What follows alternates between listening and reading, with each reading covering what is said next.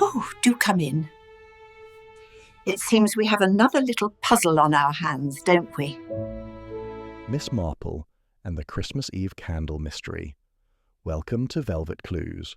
I'm your host Connor, and I'm delighted you've joined us this evening. Before we begin tonight's mystery, I'd love to know where in the world are you listening from? Drop a comment below and let me know what corner of the globe has brought you to our little community of mystery lovers. Now, pour yourself something warm, settle into your favourite chair, and let me tell you a story about Miss Jane Marple and a Christmas Eve that St. Mary Mead would never forget. Chapter 1. The Midnight Bell and a Borrowed Shawl. The Christmas Eve of 1952 arrived in St. Mary Mead with a bitter cold that seemed to seep through even the thickest winter coats. Miss Jane Marple adjusted her wool scarf as she made her way along the frost-covered path towards St. Michael's Church, her sturdy walking stick tapping a steady rhythm against the frozen ground. The church bells had begun their call to midnight service, their familiar pealing carrying clearly through the crystalline air. All around her, the village was alive with the quiet bustle of the faithful making their way to worship. Families bundled in their winter finest hurried past, their breath forming small clouds in the lamplight. Children clutched new mittens and scarves, gifts opened earlier that evening, their excited chatter about Father Christmas momentarily subdued by the solemnity of the approaching service. Miss Marple paused at the lich gate to catch her breath, observing the steady stream of parishioners filing into the ancient stone building. The church looked particularly beautiful tonight, its Gothic windows glowing warmly from within, promising sanctuary from the December cold. Someone had decorated the entrance with holly and ivy, the traditional greenery dotted with bright red berries that seemed to glow in the flickering light of the lanterns. As she approached the heavy oak door, she was greeted by young Timothy Fletcher, who was serving as usher for the evening. The boy of perhaps 14 looked rather smart in his Sunday best, though his hair remained determinedly unruly despite what had clearly been considerable maternal effort. "Good evening, Miss Marple," he said cheerfully, holding the door wide. "Lovely night for the service, if a bit chilly." "Indeed it is, Timothy," Miss Marple replied warmly, stepping into the relative warmth of the church vestibule. "I see your mother has you working this evening, rather than enjoying the festivities at home." The boy grinned. "She says it builds character, though I suspect she just wanted me occupied, so I wouldn't pester her about opening more presents." Miss Marple smiled at this honest assessment and made her way into the nave. The interior of St. Michael's was transformed for the season. Candlelight flickered from every available surface, casting dancing shadows against the ancient stone walls. The scent of beeswax and pine filled the air, mingling with the faint mustiness that characterized all old churches. Someone had arranged magnificent displays of white chrysanthemums and winter greenery at the altar, and a beautiful nativity scene occupied the space before the pulpit. The church was already nearly full, as was traditional for the midnight service. Miss Marple made her way toward her usual pew, nodding to familiar faces as she went. Mrs. Clement, the vicar's wife, was directing the placement of the final candles, with the efficient precision that characterized all her undertakings. Dr. Haydock sat in his customary spot near the aisle, looking rather tired after what had undoubtedly been a long day of attending to the various ailments that winter brought to a country village. As Miss Marple settled into her pew, she noticed several things that struck her as mildly unusual, though perhaps nothing more than the small disruptions that often accompanied such well-attended services. Mrs. Elspeth Waddle, a woman of considerable means and even more considerable self-importance, was seated in the front pew wearing what appeared to be a borrowed shawl. This was curious, because Mrs. Waddle was known for her extensive wardrobe and her insistence on wearing only the finest materials. The shawl she currently wore was handsome enough, but it was clearly not the expensive cashmere wrap that Miss Marple knew Mrs. Waddle favoured for special occasions. More interesting still was the appearance of Colonel Bantry, who had taken a seat near the back, rather than in his family's traditional pew. The Colonel looked distinctly uncomfortable, his ruddy face even redder than usual, and he kept glancing toward the front of the church with an expression that suggested considerable agitation. Near the organ, Miss Marple observed young Philippa Hayes speaking quietly with Leonard Grimsby, the church organist. Miss Hayes was a relative newcomer to St. Mary Mead, having arrived some 6 months earlier to take up a position as companion to old Mrs. Fortescue. She was a pleasant-looking young woman with dark hair and serious eyes, though there was something about her manner this evening that seemed strained. The organist himself appeared his usual sombre self, though Miss Marple noted that his hands trembled slightly as he arranged his sheet music. Mr. Grimsby had been organist at St. Michael's for nearly 20 years, and his dedication to the church's musical programme was absolute, even if his temperament was somewhat dour. As the church bells completed their final sequence and fell silent, Reverend Clement emerged from the vestry in his ceremonial robes. He was a kindly man in his early 60s, with silver hair and gentle eyes that seemed to radiate goodwill toward all his parishioners. His wife followed behind, carrying the processional candle with practised solemnity. "Ladies and gentlemen," the Reverend began, his voice carrying clearly through the hushed church. "Welcome to this most sacred of services. As we gather to celebrate the birth of our Lord, let us open our hearts to the message of peace and goodwill that this holy night brings to all mankind." As the congregation rose for the opening hymn, Miss Marple noticed Mrs. Waddle adjusting the borrowed shawl more tightly around her shoulders.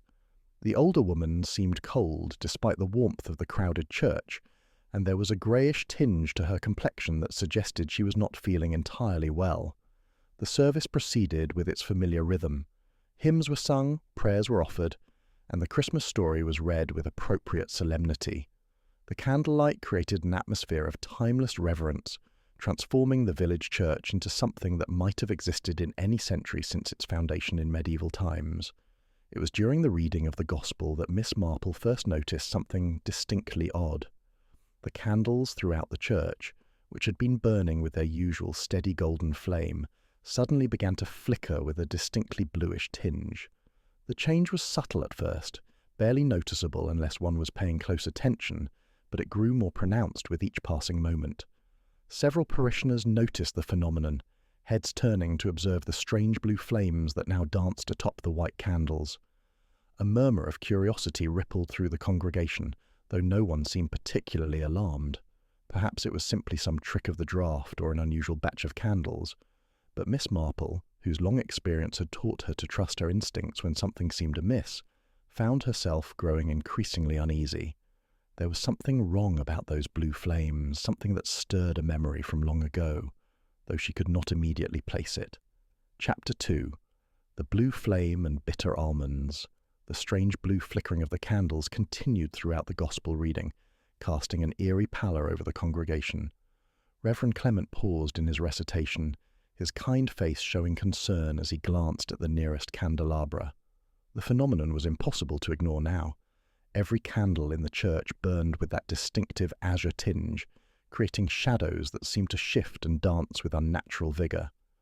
Mrs. Clement moved quietly along the side aisle, checking each candle arrangement with growing puzzlement. She bent close to one of the altar candles, her expression shifting from curiosity to alarm. She caught her husband's eye and shook her head almost imperceptibly, a gesture that Miss Marple interpreted as confirmation that the vicar's wife had no explanation for the peculiar occurrence. The congregation had begun to whisper among themselves, the solemnity of the service giving way to nervous speculation. Young Timothy Fletcher's mother pulled her son closer, as if the strange flames might pose some threat. Dr. Haydock had risen from his seat and was moving toward the front of the church, his medical instincts apparently alerting him to potential danger. It was at this moment that Mrs. Elspeth Waddle rose unsteadily from her seat in the front pew. The borrowed shawl slipped from her shoulders as she clutched at the pew back for support. Her face, already pale, had taken on a waxy quality that was visible even in the uncertain light. She opened her mouth as if to speak, but no words emerged. Instead, she swayed once, twice, and then collapsed in a heap of expensive fabric and borrowed wool. The church erupted in chaos. Several women screamed. Men rushed forward to assist. Dr. Haydock reached Mrs. Waddle's side within seconds, kneeling beside her prostrate form with the practised efficiency of a physician accustomed to emergencies. Reverend Clement called for calm, his voice struggling to be heard over the commotion. Miss Marple remained in her seat, her keen eyes taking in every detail of the scene before her. She observed how Dr. Haydock's face changed as he examined the fallen woman, his initial expression of professional concern giving way to something far graver. She noted the way Philippa Hayes had gone even paler than before, one hand pressed against her mouth in apparent horror. She watched as Colonel Bantry pushed his way through the crowd, his discomfort now replaced by something that looked remarkably like fear. "Everyone please remain calm," Dr. Haydock called out, rising to his feet. "I need someone to telephone for an ambulance immediately, and I must ask that no one leave the church until the authorities arrive." "Is she?" someone in the crowd began, unable to complete the terrible question. Dr. Haydock's expression provided the answer before his words did. "I'm afraid Mrs. Waddle has passed away. Given the circumstances and the rather unusual symptoms I observed, I must insist that this scene be preserved for official examination." A collective gasp went through the congregation. Mrs. Waddle, despite her difficult personality, was a fixture of St. Mary Mead society. The idea that she could be struck down so suddenly, in church on Christmas Eve no less, seemed almost impossible to comprehend. Miss Marple rose from her pew and made her way forward with deliberate slowness, using her walking stick to navigate through the shocked parishioners. Her movement was unhurried but purposeful, and something in her bearing caused people to step aside without quite realizing they were doing so. "Dr. Haydock," she said quietly when she reached his side, "might I have a word?" The doctor turned to her with obvious relief. He had worked with Miss Marple on previous unfortunate occasions when death had visited their village under questionable circumstances, and he had learned to value her observations. "Of course, Miss Marple. In fact, I was hoping you might be present. Your powers of observation may prove invaluable." "What did you observe about the manner of death?" she asked, keeping her voice low enough that the nearby parishioners could not overhear. Dr. Haydock glanced around to ensure they would not be overheard, then spoke quietly. "The symptoms are consistent with cyanide poisoning. The rapidity of collapse, the colour of the extremities, and," he paused, "there is a distinct odour of bitter almonds." Miss Marple nodded slowly. She had suspected as much from the moment Mrs. Waddle had fallen. The blue flames, the sudden collapse, these were pieces of a puzzle that was beginning to take shape in her mind. "The hymn book," she said suddenly. "The one Mrs. Waddle was using. Where is it?" Dr. Haydock looked puzzled but gestured toward the front pew. It fell when she collapsed. It should be there somewhere. Miss Marple moved to the pew, moving aside the borrowed shawl that had fallen across the wooden seat. There, lying open to the hymn they had been about to sing, was a leather-bound hymn book. She bent down, careful not to touch it directly, and inhaled carefully. The scent was faint but unmistakable. Beneath the musty smell of old paper and leather, there was indeed the characteristic odour of bitter almonds. The hymn book itself had been the vehicle for the poison. "Dr. Haydock," she said quietly, "I believe you will find that this hymn book has been treated with cyanide solution. Mrs. Waddle would have absorbed the poison through her hands as she held the book during the service." The doctor's face paled as he understood the implications, but that would mean this was deliberate. Someone must have prepared that hymn book specifically for her. "Indeed," Miss Marple replied, "and I suspect the blue flames we observed in the candles were not coincidental. Someone wanted to create a distraction, perhaps to mask the method of murder, or to ensure that attention would be elsewhere when the poison took effect." As if to confirm her theory, the candles throughout the church suddenly resumed their normal golden glow. Whatever chemical had been added to cause the blue flames had apparently burned away, leaving no obvious trace of the manipulation. Reverend Clement approached them, his face drawn with shock and sorrow. "Dr. Haydock, Miss Marple, what has happened here? How could such a tragedy occur in God's house on this most holy of nights?" "I am afraid, Reverend, that someone has committed murder," Miss Marple said gently, "and they have used the sanctity and traditions of the Christmas service to disguise their crime." The vicar staggered slightly, and his wife rushed to support him. "Murder? But who would do such a thing? And why?" "That," Miss Marple replied, "is what we must determine. But I suspect we will find that the season of peace and goodwill has masked a very bitter truth indeed." Chapter 3. The offering envelope out of place. The arrival of Inspector Slack from the local constabulary brought a semblance of official order to the chaos in St. Michael's Church. The inspector was a man of middle years with a tendency toward hasty conclusions, but Miss Marple had worked with him before and knew that beneath his brusque manner lay a genuine commitment to justice. Right then, he announced to the assembled congregation, "I'm going to need statements from everyone present. No one is to leave until we've taken down your particulars and determined what you might have seen. This is now officially a murder investigation." A fresh wave of shocked murmurs rippled through the church. Even though Dr. Haydock had indicated foul play, hearing it stated so baldly by the police made the reality inescapable. Several of the elderly parishioners looked faint, and Mrs. Clement hurried to organise tea and biscuits in the parish hall, reasoning that people would manage better with something warm inside them. Miss Marple watched as Inspector Slack began his preliminary examination of the scene.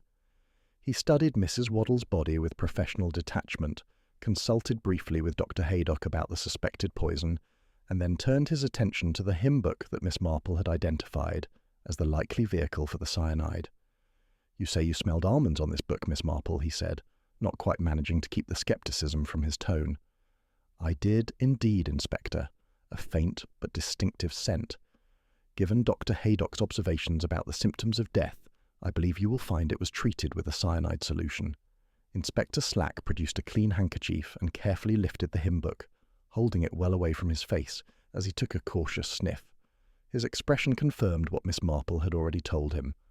"Well, I'll be," he muttered. "You're quite right. But how would someone have access to cyanide? It's not exactly something you can purchase at the village shop." Miss Marple adjusted her spectacles thoughtfully. "Cyanide has various uses, Inspector. Photography, jewellery cleaning, certain types of metalwork. I believe you will find that at least 2 members of tonight's congregation would have legitimate access to such substances." Before the inspector could pursue this line of inquiry, Miss Marple's attention was drawn to something else that seemed out of place. Among the various items that had fallen from Mrs. Waddle's pew during the commotion was a small white envelope. It appeared to be one of the offering envelopes that the church provided for donations, the kind where parishioners could seal their contribution and write their name on the outside. What caught Miss Marple's attention was not the envelope itself, but rather where it had fallen and what was written on it. The envelope lay several feet from where Mrs. Waddle had collapsed, near the end of the pew rather than by her seat. Moreover, the name written on the envelope in neat script was not Mrs. Waddle's, but rather that of Colonel Bantry. "Inspector," she said quietly, drawing his attention to the envelope, "I believe you should examine this rather carefully." Inspector Slack picked up the envelope with his handkerchief, turning it over to study both sides. His eyebrows rose as he noted the name. Colonel Bantry, but this was found in Mrs. Waddle's pew. Indeed, which strikes me as rather odd. Colonel Bantry was seated at the back of the church this evening, quite far from his usual place. Yet here is an offering envelope with his name, found in the front pew where Mrs. Waddle was sitting. The inspector's expression showed he was beginning to appreciate the significance of this discovery. "You think there's a connection?" "I think," Miss Marple said carefully, "that we should determine how that envelope came to be in that location, and perhaps more importantly, what it contained." Inspector Slack carefully opened the envelope, tipping its contents into his palm. What emerged was not money, as one might expect from an offering envelope, but rather a small piece of paper folded multiple times. When unfolded, it revealed a brief message written in the same neat hand that had inscribed the colonel's name on the envelope. The inspector read the message aloud, his voice low enough that only Miss Marple and Dr. Haydock could hear. "Your secret is safe no longer. Meet me in the vestry during the service, or everyone will know the truth about what happened in India." The 3 of them exchanged significant glances. This message, clearly intended for Colonel Bantry, had somehow ended up in the pew where Mrs. Waddle died. The implications were troubling. "We need to speak with Colonel Bantry immediately," Inspector Slack declared, looking around the church for the man in question. But Colonel Bantry was nowhere to be seen. A quick inquiry with Timothy Fletcher, who had been stationed at the door, revealed that the colonel had slipped out shortly after the ambulance had arrived, claiming he needed fresh air and would return momentarily. "How long ago was this?" the inspector demanded. "Perhaps 20 minutes, sir," Timothy replied nervously. He looked quite upset, and I didn't think to stop him. Should I have done? Inspector Slack's expression suggested that yes, Timothy should very much have stopped him, but the inspector merely told the boy to let him know immediately if the colonel returned. He then turned to Miss Marple with obvious frustration. This is becoming more complicated by the moment. We have a poisoned hymnbook, mysterious blue flames, a misplaced threatening letter, and now a missing kernel. What do you make of it all? Miss Marple was silent for a moment, her keen mind working through the various elements of the puzzle. I believe, Inspector, that we are dealing with a carefully planned murder that was designed to appear as something else entirely. The blue flames were meant to create confusion and perhaps to mask the actual method of poisoning. The threatening letter suggests blackmail, which provides a possible motive, and the borrowed shawl that Mrs. Waddle was wearing that may prove more significant than it first appears. The shawl? Inspector Slack looked at the garment, which had been set aside on the pew. What's special about a shawl? It is not Mrs. Waddle's shawl, Miss Marple explained. Mrs. Waddle was known for her expensive tastes and would never have worn such a relatively modest garment to an important service, which means someone else provided it to her this evening. I suggest we determine who that someone was. As if summoned by Miss Marple's words, Philippa Hayes approached them hesitantly. Her face was still pale, and her hands trembled slightly as she spoke. Inspector, I believe I may have information that could be relevant to your investigation. That shawl that Mrs. Waddle was wearing, it belongs to me. Chapter 4. The Companion with Trembling Hands. Inspector Slack's attention focused immediately on Philippa Hayes, his expression shifting to one of sharp professional interest. Miss Marple observed the young woman carefully, noting the way she held herself rigidly upright as if fighting against the urge to flee, and how her fingers worried at the hem of her coat sleeve. "You say this shawl belongs to you, Miss Hayes," the inspector stated, his tone carefully neutral. "Perhaps you could explain how it came to be in Mrs. Waddle's possession this evening?" Philippa took a shaky breath before responding. Mrs. Waddle arrived at church this evening without her usual wrap. She mentioned that she had left it in her motor car and did not wish to walk back to retrieve it in the cold. I offered her my shawl as it was the Christian thing to do. She accepted, though I must say she seemed less than gracious about it. "And when did this exchange take place?" Miss Marple inquired gently. "Just before the service began. I was standing near the entrance with Mrs. Fortescue, my employer, when Mrs. Waddle arrived. She was complaining about the cold and making rather pointed remarks about the inadequate heating in the church." Inspector Slack made notes in his official notebook. "Did Mrs. Waddle say anything else to you? Any indication that she might have been feeling unwell?" "No, nothing of that sort. She seemed her usual self, which is to say rather imperious and quick to criticize." Philippa paused, then added quietly, "I know it is wrong to speak ill of the dead, but Mrs. Waddle was not an easy woman to assist." Miss Marple nodded understandingly. She had known Mrs. Waddle for many years, and was well aware of the woman's difficult temperament. The deceased had been wealthy, influential, and thoroughly convinced of her own importance. She had also been generous with her criticism and sparing with her praise, qualities that had not endeared her to the village at large. "Miss Hayes," Miss Marple said thoughtfully, "had you noticed anything unusual about Mrs. Waddle in recent weeks? Any changes in her behaviour, or any indication that she might have been troubled about something?" Philippa considered this question carefully. "Actually, yes. About 2 weeks ago I encountered Mrs. Waddle at the post office. She was in quite an agitated state, arguing with someone on the telephone. I could not hear the entire conversation, but I distinctly heard her say something about secrets and consequences. At the time, I thought little of it, as Mrs. Waddle was often involved in various disputes with people. Dr. Haydock, who had been listening quietly, now spoke up. "Inspector, I think it is relevant to mention that Mrs. Waddle came to see me professionally about 3 weeks ago. She complained of nervousness and difficulty sleeping. I prescribed a mild sedative, but she seemed more troubled than her symptoms warranted. When I pressed her about whether something was worrying her, she became defensive and left rather abruptly." Inspector Slack's pen moved rapidly across his notebook. "So we have indications that Mrs. Waddle was under some form of stress in the weeks leading up to her death. Combined with that threatening letter we found, it suggests she may have been involved in blackmail, either as victim or perpetrator." Miss Marple's attention had been drawn to something else. Philippa's hands, which had been trembling since the beginning of their conversation, bore faint stains on the fingertips. The marks were yellowish-brown in colour and had the appearance of chemical residue. "Miss Hayes," she said gently, "I notice you have some staining on your hands. Might I ask what caused it?" Philippa looked down at her fingers with surprise, as if noticing the marks for the first time. "Oh, that is from the developing solution. I've been helping Mr. Grimsby process photographs for the Church Historical Society. We have been cataloguing old pictures of the village for an exhibition planned for the new year." "Mr. Grimsby, the organist," Miss Marple clarified. "Yes. He is quite an accomplished photographer and has volunteered to help with the project. We have been working in the darkroom he set up in the church basement. Inspector Slack's interest sharpened considerably." "A darkroom? That would mean access to various chemicals, including some that might contain cyanide compounds." Philippa's face went even paler. "Surely you cannot think that I had anything to do with Mrs. Waddle's death. I merely lent her my shawl out of charity." "No one is accusing you of anything at present, Miss Hayes," the inspector replied, though his tone suggested that she remained very much under suspicion. "However, I will need to examine this darkroom and take an inventory of all chemicals present." Before Philippa could respond, Leonard Grimsby himself approached the group. The organist was a tall, thin man in his 50s, with sparse grey hair and the sort of pale complexion that suggested he spent most of his time indoors. His hands, Miss Marple noticed immediately, bore the same telltale stains as Philippa's.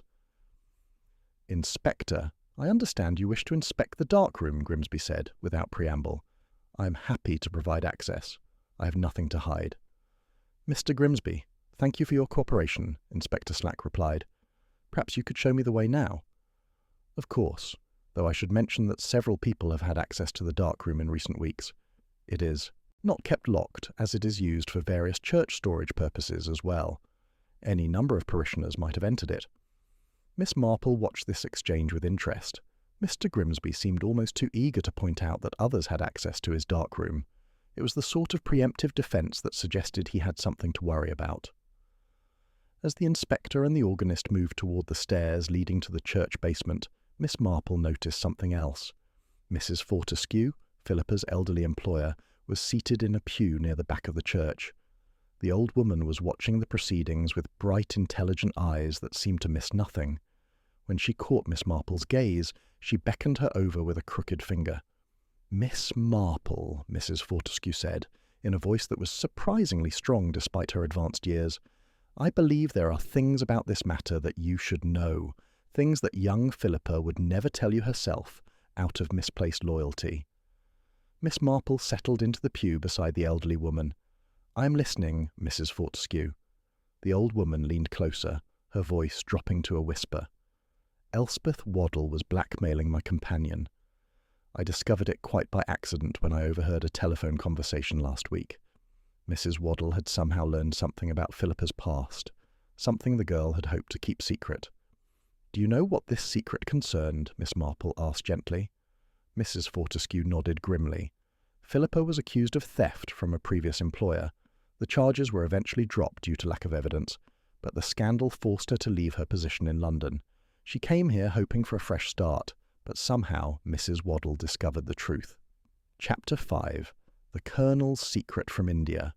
Inspector Slack returned from the basement darkroom with a grim expression and several small bottles carefully wrapped in cloth. Behind him, Leonard Grimsby looked decidedly uncomfortable, his thin face even paler than usual in the harsh electric light that had replaced the candlelight. "We found several compounds that could be used to manufacture cyanide," the inspector announced. "Potassium ferrocyanide, which is used in photographic processing, along with various acids. With the right knowledge, these could be combined to create a lethal poison." Miss Marple nodded thoughtfully. "And who would have such knowledge, Inspector?" Grimsby spoke up before the inspector could answer. "Anyone with basic chemistry training. The process is not particularly complicated for someone with scientific education. I myself learned such things during my years at university, but I assure you I would never use such knowledge for harmful purposes. Yet you must admit, Mr. Grimsby, that you had both the means and the opportunity," Inspector Slack observed. "You have access to the necessary chemicals, you work regularly in the church, and you would have been able to prepare the hymnbook without arousing suspicion." The organist drew himself up with offended dignity. "I had no reason to wish Mrs. Waddle harm. Yes, she could be difficult about musical selections for services, and yes, She made her opinions about my playing rather too freely known. But these are hardly motives for murder. Before this line of questioning could continue, there was a commotion at the church entrance. Colonel Bantry had returned, accompanied by Sergeant Lake from the constabulary. The colonel looked even more agitated than when he had left, his florid face shining with perspiration despite the cold evening. Inspector Slack immediately moved to intercept him. "Colonel Bantry, I need to speak with you about a rather serious matter. We found an envelope in the pew where Mrs. Waddle died, an envelope bearing your name and containing what appears to be a threatening message." The colonel's reaction was immediate and dramatic. He seemed to deflate, his military bearing collapsing as he slumped against the nearest pew. His voice, when he spoke, was barely audible. "I knew it would come to this. I knew that woman would destroy me eventually." Miss Marple moved closer, her interest thoroughly engaged. "Colonel, perhaps you should explain what you mean by that remark." Colonel Bantry looked around at the assembled group, his eyes finally settling on Miss Marple's kind but penetrating gaze. There seemed to be something in her expression that gave him courage, and he straightened slightly before beginning his explanation. "Mrs. Waddle was blackmailing me. She had been doing so for the past 3 months. The matter concerned an incident that occurred during my service in India, many years ago, an incident that I had hoped was buried in the past." Inspector Slack's pen was poised over his notebook. "What sort of incident, Colonel?" The colonel's face reddened even further. "There was a young woman, a local girl who worked in the household where I was stationed. That is, we," he struggled to find the words. "An engagement was promised, but circumstances made it impossible to fulfill. When I returned to England, she was left behind with certain expectations unfulfilled." "You mean you got the girl with child and abandoned her?" Dr. Haydock said bluntly. Colonel Bantry nodded miserably. "I'm not proud of it. I was young and foolish, and I convinced myself that it was impossible to marry her. The differences in our stations, the expectations of my family, but that is no excuse. I have regretted my actions ever since." "And Mrs. Waddle discovered this," Miss Marple prompted gently. "She had connections in India, friends who knew the family of the girl in question. Somehow she learned the whole sordid story. 3 months ago, she approached me with documents, letters I had written, evidence that would destroy my reputation and my marriage if it became known. She demanded money, substantial sums to keep quiet." "How much money?" Inspector Slack asked. £5,000 over 3 months. "And she wanted another payment this month, but I have nothing left to give her. My finances are exhausted. That is why she threatened to expose me." Miss Marple considered this information carefully.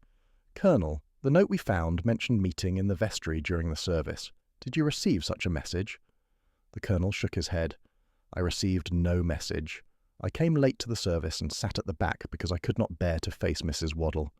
I knew she would make good on her threat when I failed to produce the next payment. I was trying to work up the courage to confess everything to my wife."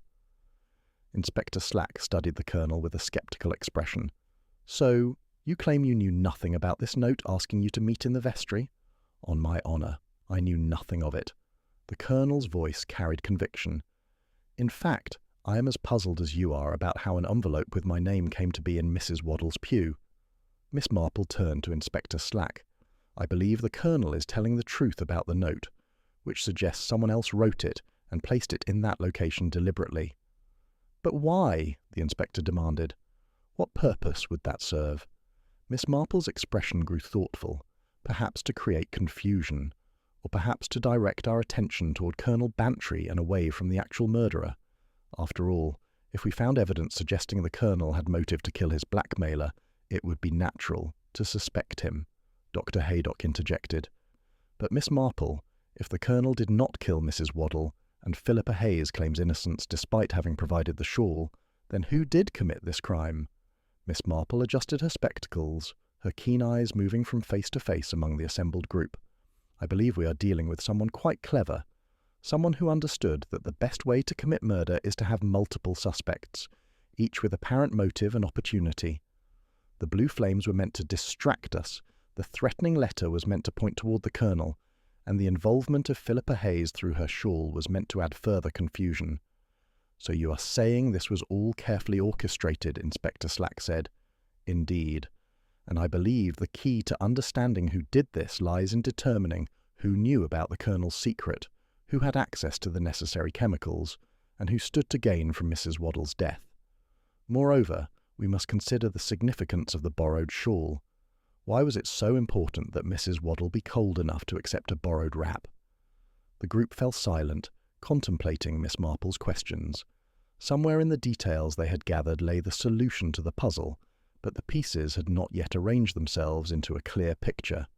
Outside, the Christmas morning was dawning, but inside St. Michael's Church the shadow of murder still lingered. Chapter 6.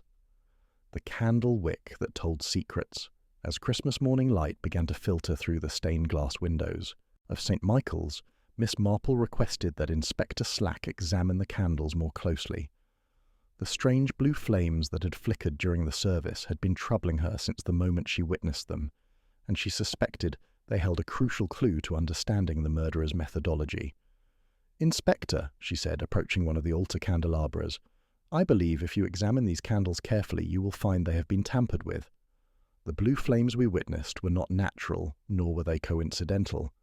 Inspector Slack, who had learned through experience to take Miss Marple's suggestions seriously, produced a magnifying glass and began a careful examination of the nearest candle.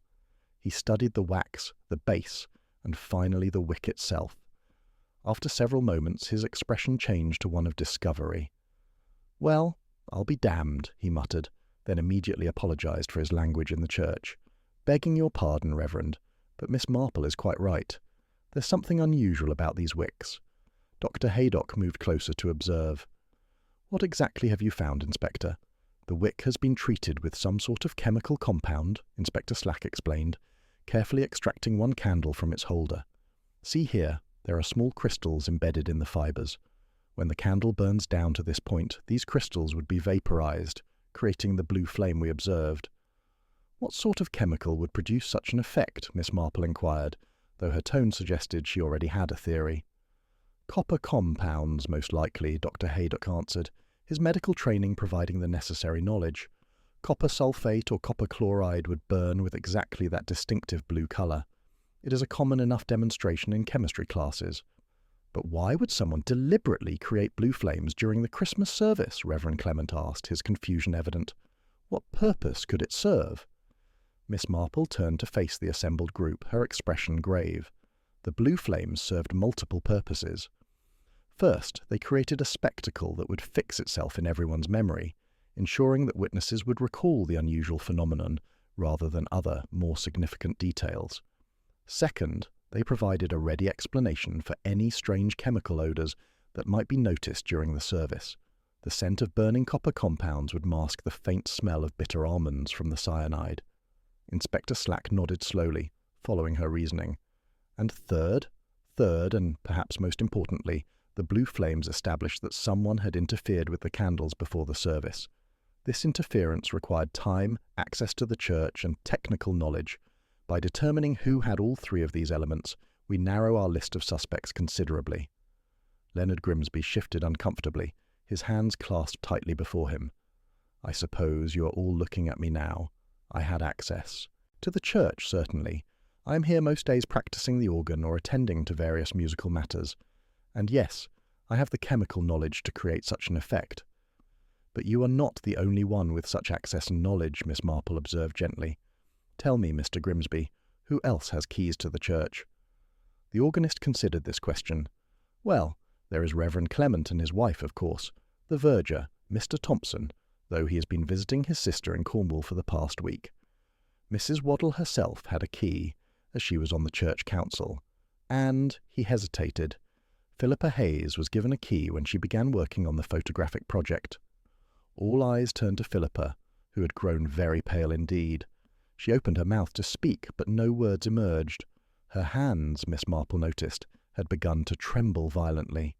"Miss Hayes," Inspector Slack said formally, "I think you had better explain exactly what your relationship with Mrs. Waddle entailed." Before Philippa could respond, Mrs. Fortescue struggled to her feet, leaning heavily on her walking stick. "Inspector, I told Miss Marple earlier that Elspeth Waddle was blackmailing my companion. Perhaps it is time that the whole truth came out." The elderly woman's voice carried clearly through the church. Philippa had been accused of theft from her previous employer in London. The accusation was false, motivated by spite from another servant who coveted Philippa's position. However, before the truth could be fully established, the matter became mired in legal complications. Rather than endure a protracted and expensive defence, Philippa chose to resign her position and seek employment elsewhere. "And Mrs. Waddle discovered this," Miss Marple prompted. "She did. Somehow she obtained documents related to the accusation and threatened to share them with everyone in the village, claiming that Philippa was a thief who could not be trusted. The shame and stigma would have destroyed Philippa's reputation and cost her the position with me." Philippa finally found her voice, though it was barely above a whisper. "Mrs. Waddle demanded money to keep silent, but I had no money. My wages barely cover my basic expenses, so she offered me an alternative." "What sort of alternative?" Inspector Slack asked sharply. "She wanted me to help her frighten someone. She did not tell me who or why, only that she needed access to the church at unusual hours and assistance with what she called a harmless prank. She said if I helped her, she would destroy the documents about my past." "And did you help her?" Miss Marple asked gently. Philippa's face crumpled. "I did. God forgive me. I did. She told me to treat the candle wicks with copper solution. She provided the chemicals and showed me exactly how to do it. She said it would create a memorable effect during the service, nothing more. I thought it was foolish and undignified, but I saw no real harm in it. I never imagined," she broke off, unable to continue. "When did you perform this task?" Inspector Slack demanded. "Yesterday afternoon, Christmas Eve. The church was empty. I came in through the side door using my key, and I treated the wicks exactly as Mrs. Waddle had instructed. It took perhaps 30 minutes. Then I left and thought no more of it until the service began, and I saw those terrible blue flames." Miss Marple exchanged a significant look with Dr. Haydock. So Mrs. Waddle herself orchestrated the blue flame effect. But why? What purpose did it serve for her? Unless, Dr. Haydock said slowly, she was not the intended victim at all. Perhaps she was the murderer, and the blue flames were part of her plan to kill someone else. The group fell silent as this new possibility settled over them. If Mrs. Waddle had been planning murder rather than being murdered, then the entire investigation had been proceeding from a false assumption. Inspector Slack spoke first, but Mrs. Waddle was the one who died. How could she be the murderer if she was the victim? Miss Marple's expression grew very thoughtful indeed. "That, Inspector, is precisely the question we must answer, and I believe the solution lies in understanding exactly what Mrs. Waddle was planning and how that plan went so terribly wrong. Or perhaps," she added quietly, "so terribly right for someone who wished her dead." Chapter 7. The Dark Room's Chemical Ledger. Inspector Slack, energized by this new line of inquiry, immediately announced his intention to conduct a thorough examination of the church darkroom where the photographic chemicals were stored. Miss Marple requested permission to accompany him, along with Dr. Haydock, whose medical knowledge might prove useful in identifying various compounds. The darkroom was located in a small windowless chamber in the church basement, accessible through a narrow staircase that descended from the vestry. As they made their way down the worn stone steps, Miss Marple noted that the air grew progressively cooler and carried a distinctive chemical smell that became stronger as they approached their destination. Leonard Grimsby unlocked the darkroom door with a key from his personal ring, explaining as he did so that only he and Philippa Hayes possessed keys to this particular room, as it contained expensive photographic equipment that needed to be secured. The darkroom itself was surprisingly well organized.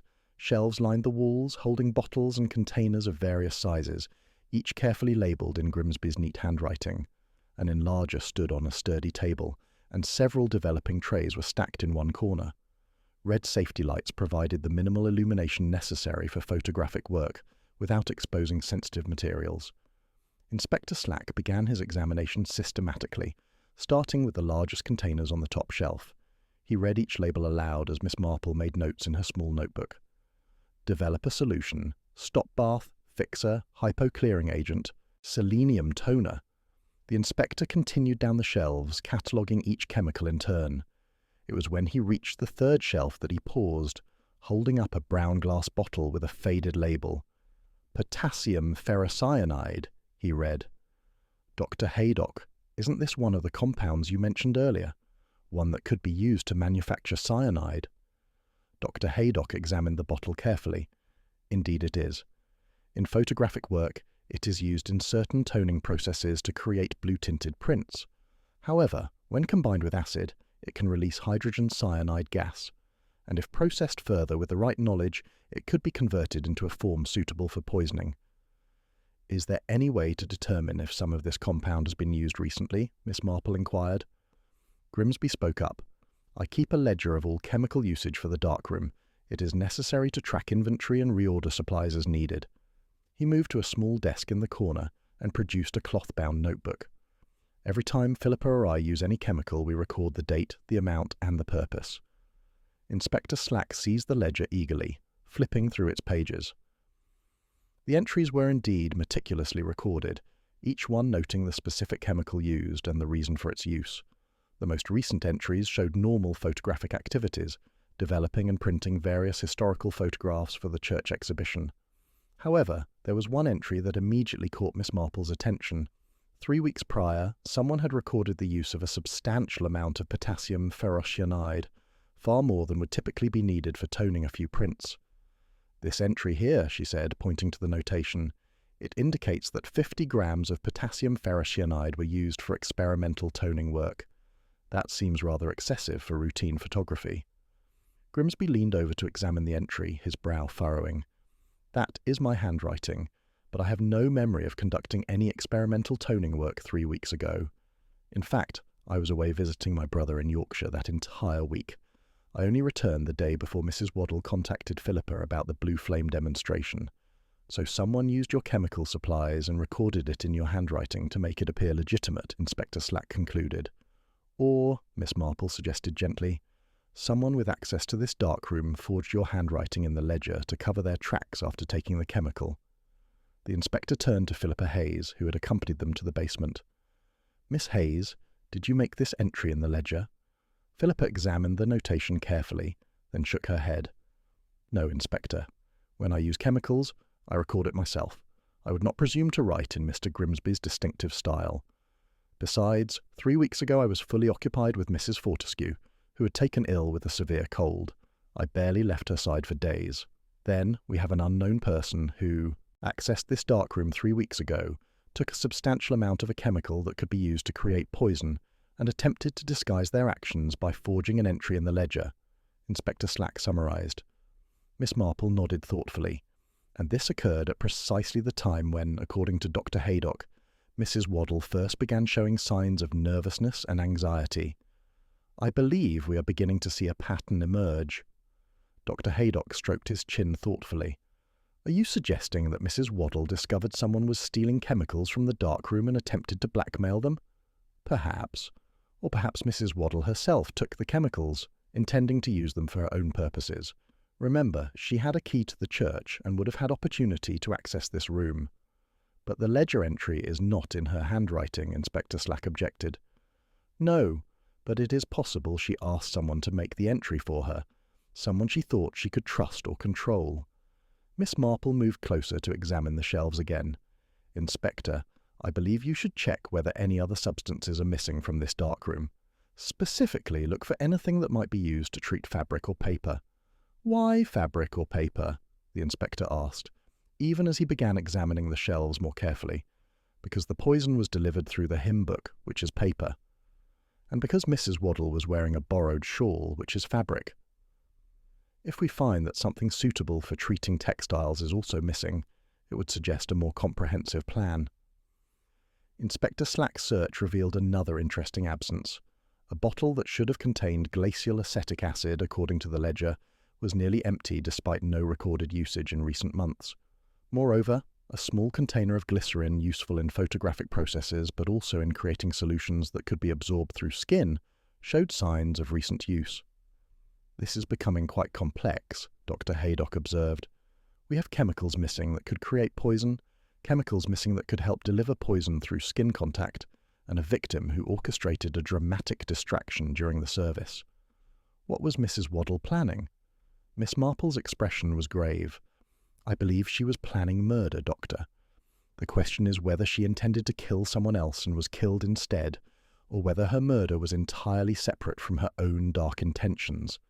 And that question brings us back to the borrowed shawl and why it was so important that Mrs. Waddle be cold enough to accept it. Chapter 8. The Shawl Soaked in Secrets. The examination of Philippa Hayes's shawl revealed secrets that dramatically altered the investigation's direction. Inspector Slack, acting on Miss Marple's suggestion, had sent the garment to a laboratory in London for urgent chemical analysis. The results, which arrived by special messenger on Boxing Day, confirmed suspicions that transformed the case from mysterious to methodical. The shawl has been treated with a solution containing traces of cyanide compound, Inspector Slack announced to the small group assembled in the church vestry. Not enough to be immediately lethal through brief contact, but sufficient to cause serious harm if worn for an extended period against bare skin. Miss Marple nodded, as if this confirmed something she had already suspected. Which explains why it was so important that Mrs. Waddle be cold enough to accept a borrowed wrap. The murderer needed her to wear the poisoned shawl throughout the service, allowing the toxin to be absorbed gradually through her neck and shoulders. "But I never poisoned my own shawl," Philippa protested, her face pale with shock. "Someone must have treated it after I lent it to Mrs. Waddle, or perhaps before I even arrived at church." Mrs. Fortescue, who had insisted on attending despite her advanced years, spoke up in her companion's defence. "Philippa left the shawl in my motor car when we arrived at church. She went inside ahead of me to help me navigate the steps, and the shawl remained in the vehicle for perhaps 10 minutes before she returned to fetch it. 10 minutes would be sufficient time for someone to treat the fabric with a prepared solution," Dr. Haydock observed, "especially if they had planned ahead and had the poison ready in a convenient container." Miss Marple turned to Philippa.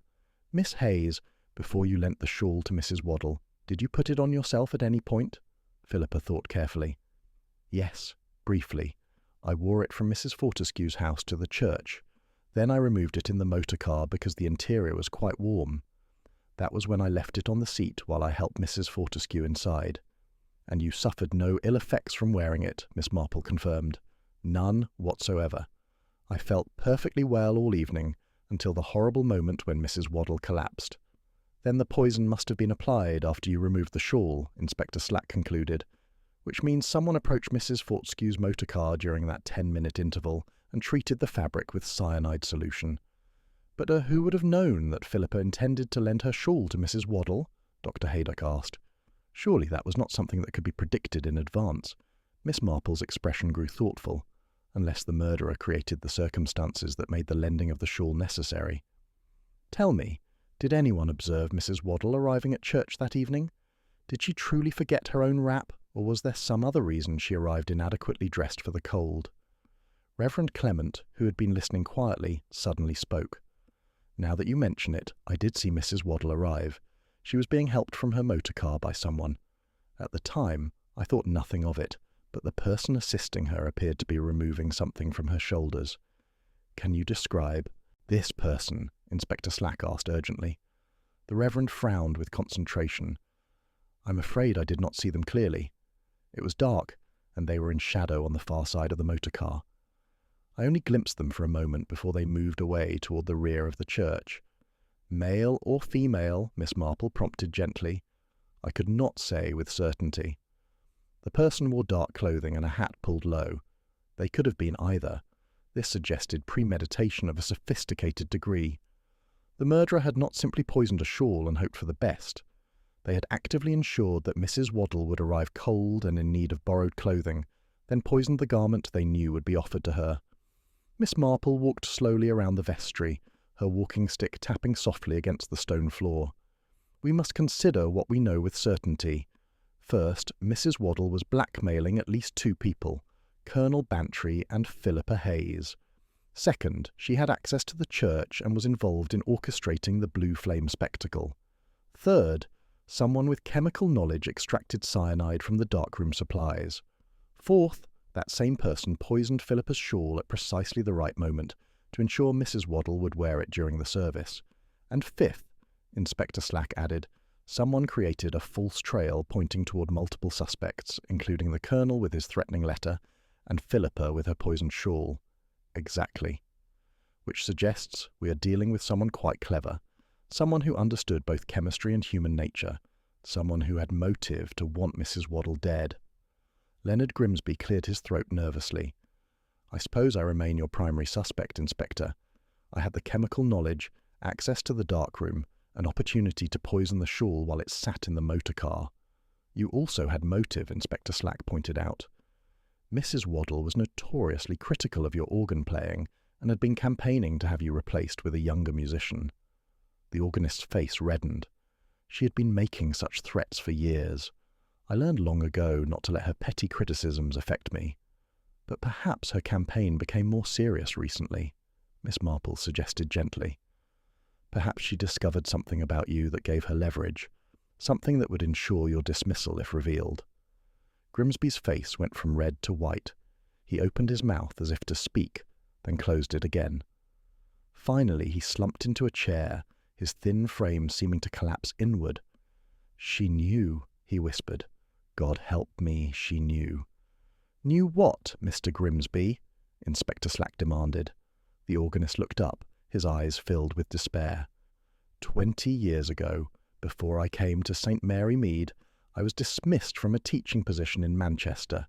There had been accusations about my conduct with a male student. Nothing criminal, you understand, but enough to ruin my reputation. I came here hoping to start fresh, and for 2 decades I thought my secret was safe.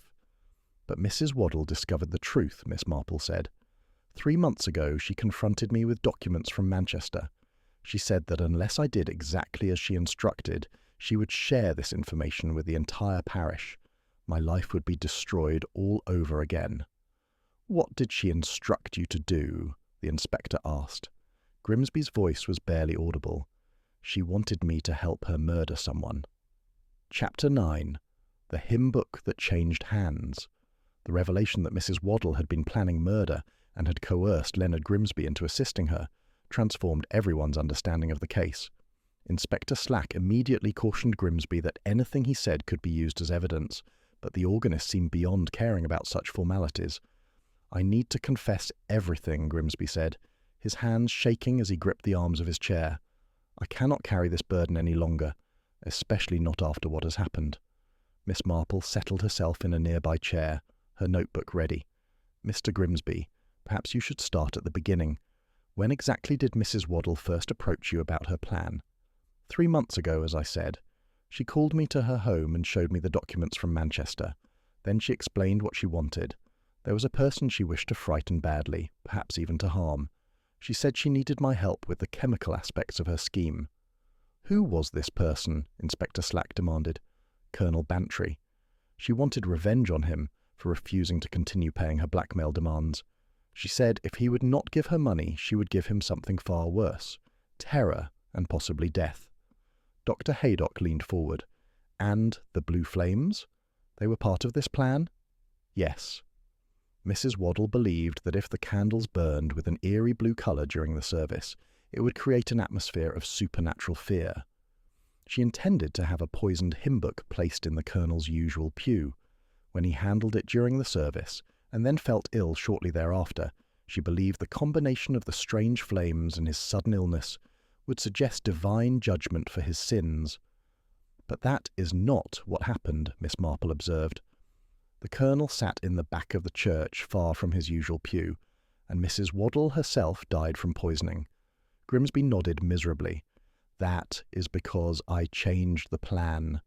I could not bear the thought of being complicit in murder, even the murder of a blackmailer. So I did something that I thought was clever at the time, though it makes me sick to consider it now. What did you do? The inspector asked sharply. I prepared 2 hymn books with cyanide solution.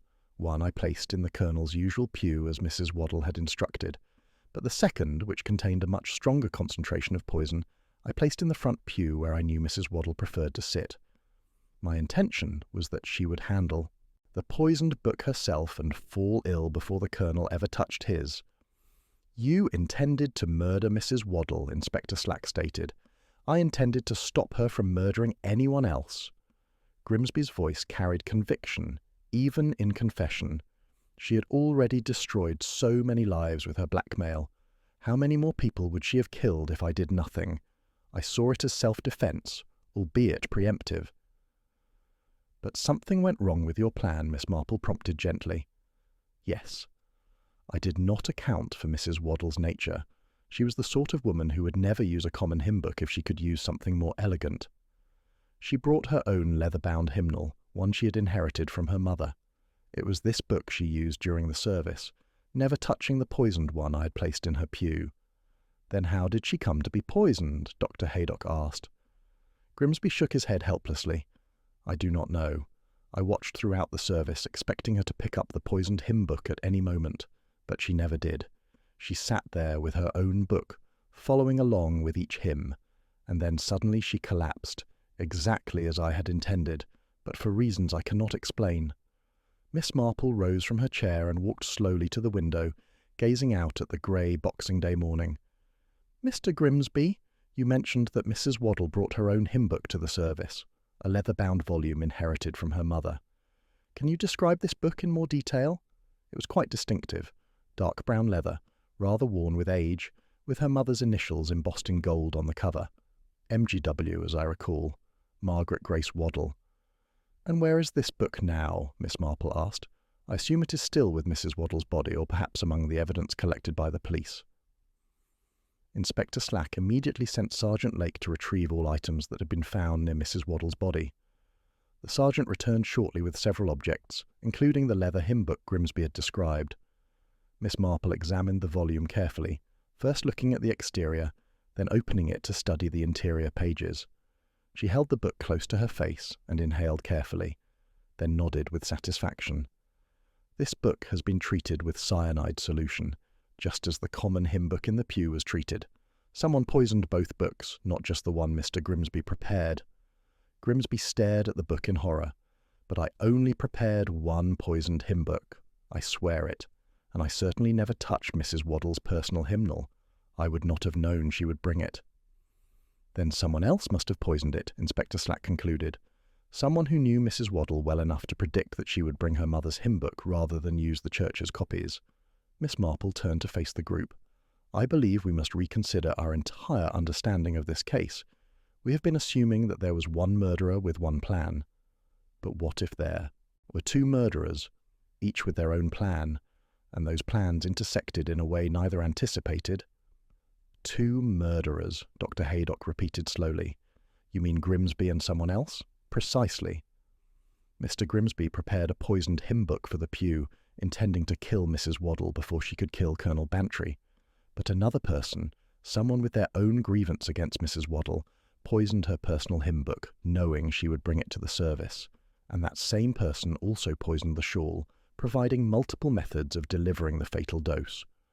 But who would have such detailed knowledge of Mrs. Waddle's habits? Inspector Slack asked. Who else had both motive and opportunity? Miss Marple's expression was grave. I believe we need to speak again with Mrs. Fortescue. That elderly lady has been remarkably quiet during our investigation, yet she knew both Mrs. Waddle and her companion Philippa quite well. Perhaps too well. Chapter 10. The Peace That Masked Poison. Mrs. Fortescue received them in the comfortable parlour of her home, a well-appointed residence on the edge of St. Mary Mead. Despite the early hour, the elderly woman was fully dressed and appeared to be expecting their visit. She gestured for them to sit, her bright eyes moving from face to face with keen intelligence. I wondered when you would come to speak with me properly, she said without preamble. I am far too old to play games, Miss Marple, and I suspect you have worked out most of the truth already.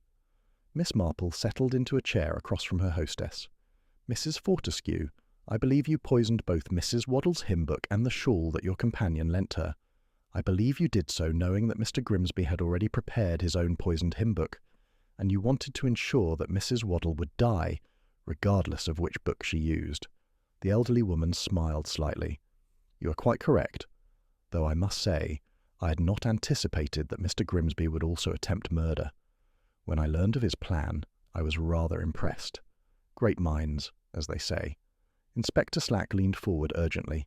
Mrs. Fortescue, I must warn you that anything you say will be taken as evidence. Warn away, Inspector. At my age, the threat of prison holds little terror. I did what needed to be done, and I would do it again. Why? Miss Marple asked simply. What did Mrs. Waddle do to warrant such extreme measures? Mrs. Fortescue's expression hardened. Elspeth Waddle destroyed my daughter. 20 years ago, my Margaret was engaged to be married to a fine young man. But Elspeth, who had always been jealous of my daughter's happiness, spread vicious rumours about Margaret's character. Lies, all of them, but convincing enough to break the engagement. My daughter never recovered from the shame and heartbreak. She died of pneumonia the following winter, but I have always known that it was really her broken heart that killed her. So this was revenge for something that happened decades ago, Dr. Haydock said quietly. Not merely revenge, Mrs. Fortescue corrected. Justice. Elspeth Waddle spent her life destroying others through blackmail and manipulation. She had to be stopped, and I was willing to accept the consequences of stopping her. But why involve Philippa? Miss Marple asked. Why allow your own companion to be suspected of murder? Mrs. Fortescue's expression softened slightly. I never intended for Philippa to be seriously suspected. I knew her shawl would be examined, yes, but I also knew that the evidence would point in multiple directions. Philippa has no chemical knowledge, no access to poisons, and no history of violence. She would be cleared once the full investigation was completed. How did you know about Mr. Grimsby's plan? Inspector Slack demanded. I overheard him discussing it with himself in the church one evening. The poor man was practicing his confession, rehearsing what he would say if caught. I was in the pew behind him, hidden in shadow, and he never knew I was there.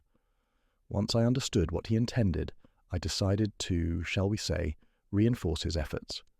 Miss Marple nodded slowly. You knew Mrs. Waddle would bring her mother's hymnbook, so you treated it with poison. You also prepared the cyanide solution that you applied to Philippa's shawl, knowing that Mrs. Waddle would arrive cold and would accept a borrowed wrap. How did you arrange for Mrs. Waddle to arrive without her own shawl? Inspector Slack asked. That was remarkably simple, Mrs. Fortescue replied. I telephoned her that afternoon, claiming to be from the vicar's wife, and suggested that the church would be unusually warm due to the crowd and the candles. I knew Elspeth's vanity would prevent her from carrying a wrap if she thought it unnecessary. Then, to ensure she would be cold, I arranged for someone to meet her motor car and remove the lap blanket she kept there. You were the person in shadow that Reverend Clement saw, Miss Marple stated. I was. I wore dark clothing and my late husband's hat. In the dark, at a distance, I could have been anyone. Where did you obtain the chemicals to create the poison? Dr. Haydock inquired. From my own supplies. Before my husband died, he was an amateur photographer. His darkroom remains intact in my basement, complete with all the necessary chemicals. I have enough chemical knowledge from my younger days to have created what I needed. Inspector Slack stood, his expression grim. Mrs. Fortescue, I am arresting you for the murder of Elspeth Waddle. You are not obliged to say anything, but anything you do say may be given in evidence. The elderly woman rose with dignity. I understand, Inspector. Might I be permitted to write a letter to Philippa before I leave? She will need instructions for managing the household in my absence. As Mrs. Fortescue was led away by Sergeant Lake, Miss Marple remained in the parlour with Dr. Haydock and Inspector Slack. The doctor shook his head slowly. 2 separate murder plots, intersecting on Christmas Eve. The odds of such a thing must be astronomical. Not as astronomical as one might think, Miss Marple replied. When a person like Mrs. Waddle spends decades creating enemies through blackmail and cruelty, it is perhaps inevitable that multiple people would wish her harm. The remarkable thing is not that 2 people tried to kill her, but that dozens of others did not. What will happen to Grimsby? Inspector Slack asked. He attempted murder as well, even if his method failed. That will be for the courts to decide. He will face charges, certainly, though his sentence may be lighter given that he was acting under duress, and his actual attempt proved ineffective. The 3 of them walked out into the cold Boxing Day morning. The church bells were ringing for morning service, their sound carrying clearly through the still air. St. Mary Mead looked peaceful under its light covering of snow, giving no indication of the dark events that had transpired on Christmas Eve. The saddest aspect of this case, Miss Marple observed as they walked toward the church, is that it occurred during a season meant to celebrate peace and goodwill. The Christmas service, with its message of love and redemption, became the setting for multiple murder plots. The candles, meant to represent hope, brought blue flames of deception. The hymns of joy were accompanied by poisoned books. Evil can wear the mask of righteousness, Dr. Haydock agreed. Both Mrs. Fortescue and Mr. Grimsby believed they were acting to prevent greater harm. Perhaps they were, Miss Marple said quietly. Mrs. Waddle had already destroyed many lives and would certainly have destroyed more. But murder can never be justice, no matter how righteous the cause may seem. The moment we decide that some lives are worth less than others, we lose our own humanity. As they reached the church, Reverend Clement emerged to greet them. His face was drawn with sorrow, but there was also relief in his eyes. "I have heard about the arrests," he said quietly. "It is a tragedy for all involved. But perhaps now we can begin to heal. The church has been too long shadowed by secrets and fear." Inside St. Michael's, the parishioners were gathering for the morning service. The candles had been replaced with new ones that would burn with honest golden flames. The hymn books had all been removed and new ones ordered from the church supply company. Philippa Hayes sat with several supportive friends, her reputation saved by Miss Marple's investigation. Connor here, bringing this story to its close. As Miss Marple took her seat for the service, she reflected on how close they had come to never understanding the truth. Without careful observation of the details, the blue flames, the borrowed shawl, the misplaced envelope, the case might have remained forever mysterious, with multiple suspects and no clear resolution. The Christmas Eve candle mystery had been solved, but the cost had been high. 2 people would face trial for murder, while a third had died from poison delivered by multiple hands.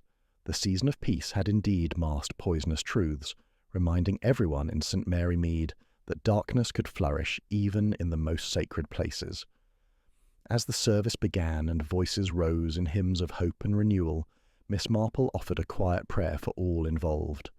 For Mrs. Waddle, despite her cruelty, for Mrs. Fortescue and Mr. Grimsby, who had let justified anger become murderous intent, and for the village of St. Mary Mead, which would carry the shadow of this Christmas for many years to come. Thank you for joining me for this mystery.